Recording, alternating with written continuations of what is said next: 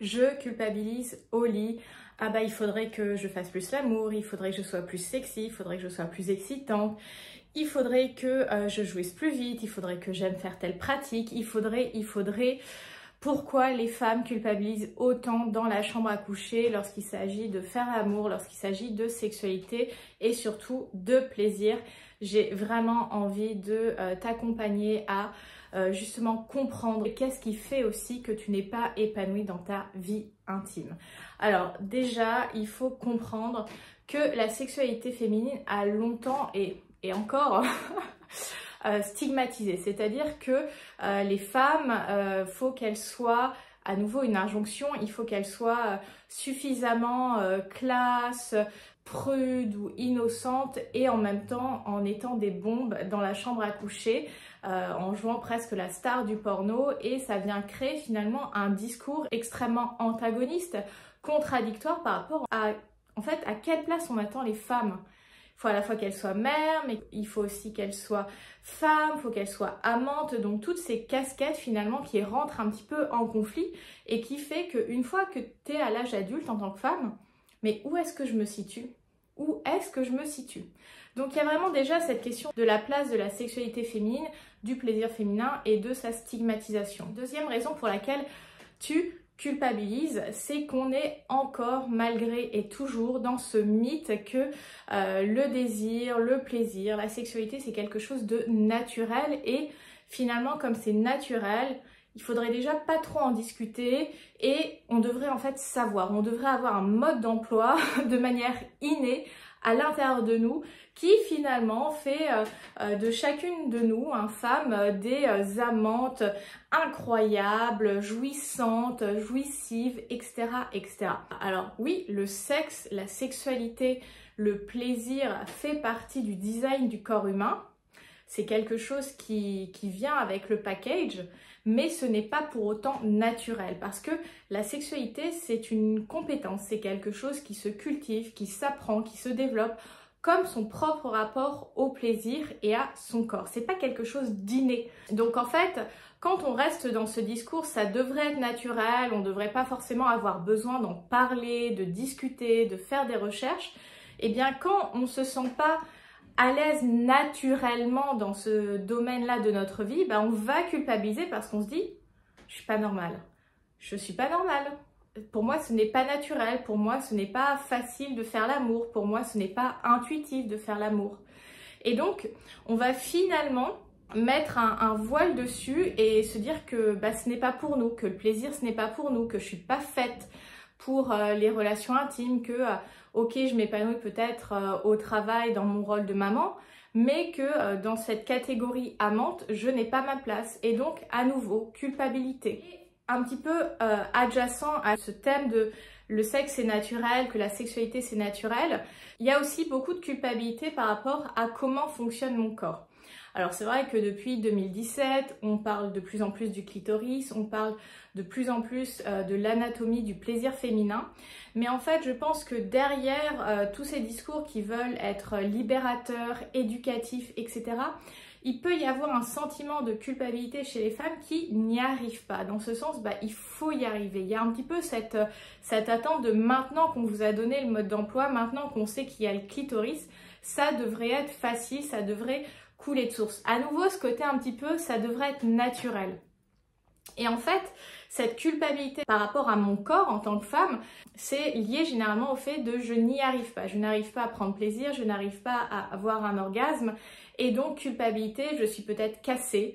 Mon corps ne fonctionne pas comme il devrait fonctionner. Et on se compare aux autres, à ce qu'on imagine de la sexualité des autres. Et on s'isole, on devient très silencieuse finalement par rapport à ce sujet-là. On n'ose pas en parler, on reste finalement dans son coin parce qu'on se sent à part. Ne pas savoir par rapport à son corps, c'est humain et c'est normal. Je veux dire, on a encore une société extrêmement contradictoire par rapport à la sexualité, par rapport au plaisir. Et à la fois, ça devrait être naturel, mais quand ça semble pas naturel pour nous, eh bien, on va chercher des informations, mais finalement, on va un peu nous faire culpabiliser à des moments. J'ai plein de témoignages de clientes qui me parlent de ce que des thérapeutes ont pu leur dire, de ce qu'elles ont pu entendent dans leur cercle intime, proche, et je me dis waouh. Après on s'étonne que les femmes ne prennent pas suffisamment leur pied. Il faut savoir que 64% des femmes en couple ne ressentent pas suffisamment de plaisir et ne sentent pas que leur partenaire s'intéresse suffisamment à leur plaisir, donc waouh quoi. Le corps de chaque femme, même s'il peut y avoir une anatomie commune, on est toutes différentes dans notre relation au plaisir. Et c'est pour ça que avant d'apprendre des pratiques, alors les pratiques sont des supports, ce sont des outils, mais c'est d'abord s'intéresser à la relation que j'ai par rapport au plaisir. Et aujourd'hui, on est encore dans un rapport de récompense par rapport au plaisir. Je fais ça, j'y arrive, très bien, je suis fière, je suis contente. Et il n'y a pas encore suffisamment cette relation au plaisir parce que c'est mon plaisir, ça m'appartient, c'est à moi et c'est une expérience que je peux vivre et choisir de vivre dans mon corps. Une autre raison pour laquelle les femmes culpabilisent, c'est notamment dans la relation de couple quand elles n'ont pas envie. Alors effectivement, le désir va décroître avec la routine, enfin il y a énormément de choses sur lesquelles on peut agir. Mais quand par exemple on est dans une relation, on va dire, qui va plutôt bien, où il y a de la communication, etc., même des fois en début de relation, on peut s'embrasser, on peut se chauffer, etc. En tant que femme, tu vas ressentir que tu apprécies ce moment intime, câlin, caresse, baiser, mais tu n'as pas envie d'aller plus loin pour le moment, ou sur ce moment-là. Mais tu vas sentir que ton partenaire est excité, il a peut-être une érection, etc. Et tu as peur de le frustrer. Tu as peur que si tu ne vas pas plus loin, il va être frustré et donc tu vas culpabiliser. Et en fait, les femmes sont tellement habituées à ce rôle de prendre soin des autres, de donner aux autres, d'être à la disposition des autres et aussi d'être un objet de désir, que quand elles se placent et quand peut-être toi tu te places dans ton désir de bah là en fait réellement je n'ai pas envie et donc j'honore le fait que je n'ai pas envie d'aller plus loin, eh bien ça va venir faire conflit de bah en fait j'ai excité mon partenaire pour rien. Mais en fait le fait de ressentir du plaisir, ce n'est pas pour quelque chose. On ressent du plaisir pour le plaisir lui-même. Voilà, si on s'embrasse, si on se caresse et qu'on n'a pas envie d'aller plus loin, bah en fait il n'y a pas de problème, c'est ok. Je pense que c'est réellement important de se réapproprier ses envies, son désir et son plaisir. Je veux dire, tu n'es pas responsable du désir et du plaisir de l'autre. Là, c'est à nouveau nous positionner en tant qu'objet de désir. Mais si on se plaçait en tant que personne désirante, on serait dans le mouvement, on serait dans la vie, on serait dans le jeu. Je veux, je désire, j'ai envie. On incarne cette énergie, on l'a dans le corps et c'est extrêmement source d'empouvoirment et de liberté. Donc en fait, les femmes culpabilisent de porter la responsabilité des émotions de leur partenaire, de l'excitation de l'autre, etc. Parce que on est conditionné dans cette idée que la femme excite l'homme. Ok? Mais si c'était inversé, si un homme embrasse sa partenaire, qu'il y a un début d'interaction intime et que l'homme ne veut pas aller plus loin, est-ce que l'homme ressentirait autant de culpabilité que la femme? Non, je pense pas, puisqu'on les a autorisés depuis des siècles à exprimer leurs envies ou leurs non-envies. Il y a beaucoup moins de stigmatisation sur l'intimité des hommes. Et le dernier point que je souhaite aborder dans cette vidéo, c'est cette culpabilité liée à ses envies.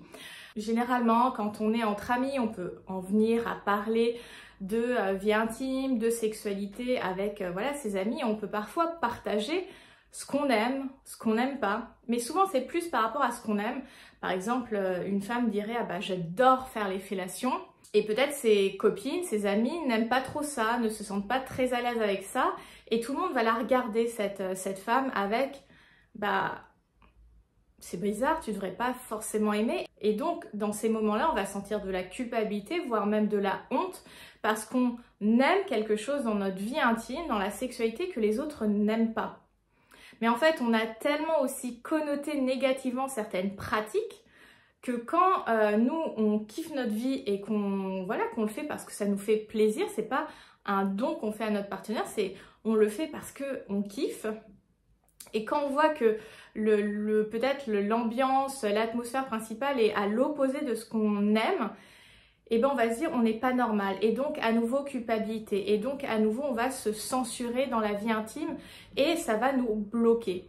Ça peut être ça pour des pratiques, mais ça peut être ça aussi pour l'utilisation de toys, de lubrifiants. En fait, dès lors qu'on aime quelque chose ou qu'on a l'habitude de faire quelque chose que la grosse majorité ne fait pas, ben on peut se sentir à part. Et quand on se sent à part, on se dit en fait je dois être bizarre, anormal, et la culpabilité. Et on ramène toujours à soi ce côté je suis différente des autres, et donc c'est parce que je dois avoir quelque chose qui fonctionne pas comme les autres. Alors qu'on devrait s'interroger plutôt sur pourquoi le grand groupe a autant de mal avec ces questions-là. C'est ça la question de fond. C'est pas tant moi ce que j'aime, parce que le but c'est de vivre son plaisir, et le plaisir il est toujours égoïste puisque c'est moi qui le ressens dans mon corps. Il est forcément égoïste le plaisir. Donc même si on est dans le consentement, le partage, etc., tu es responsable de ton plaisir. Tu vis le plaisir à travers ton corps. C'est à toi. Ça n'appartient à personne d'autre. Et c'est vraiment fondamental de passer par cette réappropriation de son plaisir et de son désir.